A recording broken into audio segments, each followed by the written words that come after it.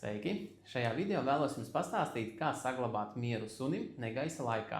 Pirmais un svarīgākais punkts ir saglabāt mieru pašam saimniekam, jo jūsu suns jutīs jūsu emocionālo stāvokli. Otrais punkts ir labvēlīgi apstākļi mājās.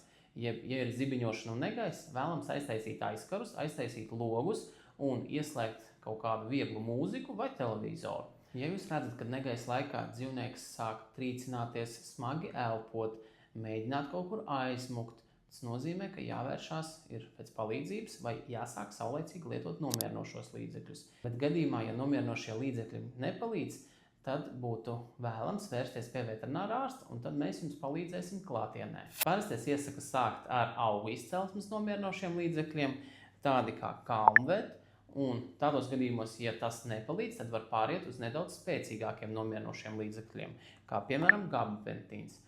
Bet tas ir strikti recepšu veterinārās zāles, tāpēc vajag konsultēties ar veterinārā ārstu par pareizo devu pielietojumu. Un no piemēra varu pateikt, dažkārt nomierinošos līdzekļus var lietot arī pirms veterinārā ārsta apmeklējuma. Ja jūsu dzīvnieks ir ļoti stresains, tad saulaicīgi iedodot mājās konkrētās zāles, var palikt dzīvnieks mierīgāks, un tad mierīgāks ceļš ir līdz veterinārai klīnikai.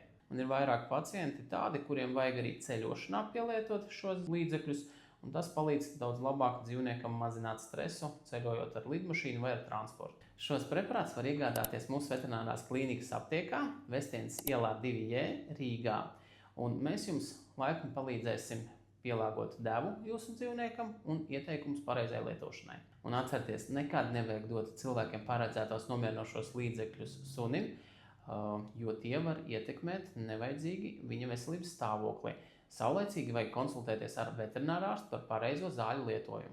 Īpaši piesardzības pasākumi jāievēro suņiem, kuriem ir sirds problēmas, jo stresa situācijās viņi var dabūt lielāku slodzi uz plaušām un uz sirsniņu.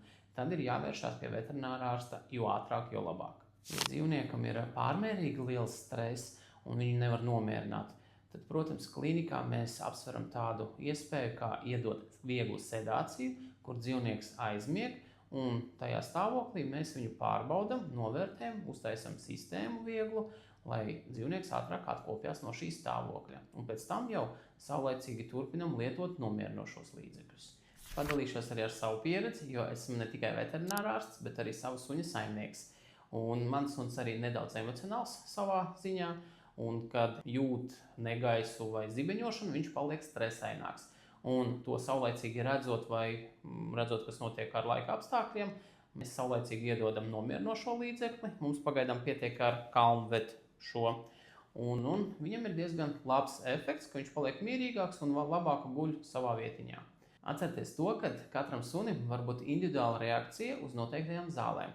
Tāpēc katrs gadījums ir jāizvērtē atsevišķi un jāpielāgo ar veterinārā ārstu. Būsim priecīgi redzēt jūs mūsu klīnikā uz konsultāciju Vestienes ielā 2J Rīgā. Vēlos arī piebilst to, ka mūsu klīnikā ir pieejams rengens, asins analīzes, diagnostika, laboratoriskie izmeklējumi, kā arī veicam sarežģītas pakāpes operācijas un stomatoloģiskās procedūras. Mums ir mūsdienīgas iekārtas un profesionāla pieeja katram pacientam.